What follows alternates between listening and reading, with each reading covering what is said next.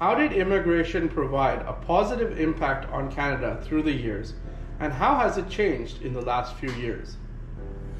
Right. I mean, this is a country of immigrants. I mean, the natives here were there, they were there here for yonkers, and then you had the expansion of the European empires, especially the English and the French, and the English set up the Hudson's Bay Company, just like the East India Company in India. And the French also sent their expeditions out here. And both of them came, and basically they were fur traders initially.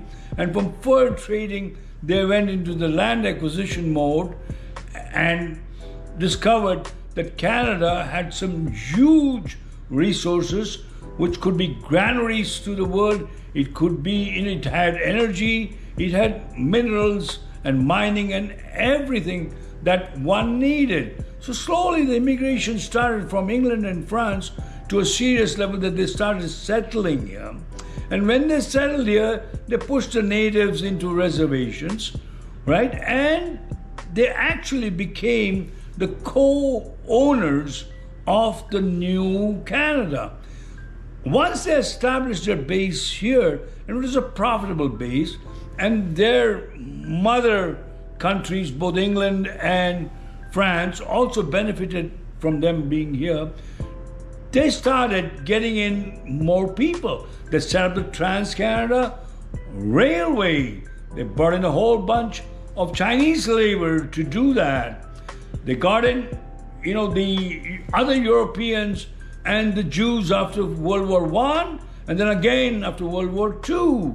They got in Sikhs from India and also other Indians for farming and for other labor work, both in Vancouver side as well as in the Toronto side. So there was a happy mix of immigration to Canada. There was technology changes, there were immigrants coming in that were adding value to the country. That then went to the next phase. Next phase was, they all thought Canada's a great country. Let's go there. There was flight of capital from countries like China where things were not all that secure. So they came in and invested big time here. They bought their second homes in Canada. Their kids came here for education. Same thing happened with the Indians. Professional Indians started coming here about 30, 40 years ago. I'm one of those who came here in 1987. The whole immigration story started succeeding for Canada. You had good minds, you had technology guys coming in here, you had money coming in here. They built up the new face of Toronto and Vancouver. Without these new immigrants, you wouldn't have had a Vancouver and a Toronto so vibrant as we see it today. But then comes the fatal mistake. They went berserk with student immigration. They went berserk with family class immigration. They went berserk with refugee immigration. All classes of immigrants came to Canada in numbers that were way out of scale, and they were all sponging from the productive society, which was getting smaller and smaller by the domination of the public sector. This created a serious problem in immigration. Then, of course, there was a backlash to that. And now suddenly 500,000 students will have to leave in the next few years back to their old countries. They have no chance of accomplishing their economic migration to Canada. They have no chance. They have spent billions of dollars to be here. They'll all go back. And then what happens? We have a huge GDP loss. I estimate that to be $20 to $25 billion a year at the minimum. I expect that, let's look at it. Foreign investment to Canada is going to be near zero. Foreign private investment in real estate market is going to be near zero.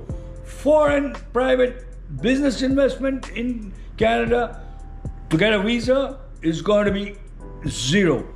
Foreign high tech or high end business professionals coming to Canada is going to be near zero. Students are going to go back, especially those who came to all these fraud type colleges. So you're going to have a huge loss, short term and long term, especially in those sectors which are tomorrow's sectors. Look at AI, look at high end, whatever technology in any sphere, robotics. You're going to find a paucity of resources that will take Canada to the next step. So we've got a problem. We've created a mess in the immigration system. This is going to take 4 to 5 years to solve. This will take a new administration, new thought process of how to reskill Canadians, number one, how to get the right quality of immigrants, and how to almost bribe them to come here to our country to make sure that our old people get the right kind of health care, to make sure that we get the pensions when we deserve it. All those issues have to be sorted out by the next government. I'm waiting for it. Thank you very much. If you like what you've seen so far, I would like you to like it and subscribe. Also, your comments are welcome. You can even give me some comments on topics that you want to hear from me in the future. Thank you very much, viewers.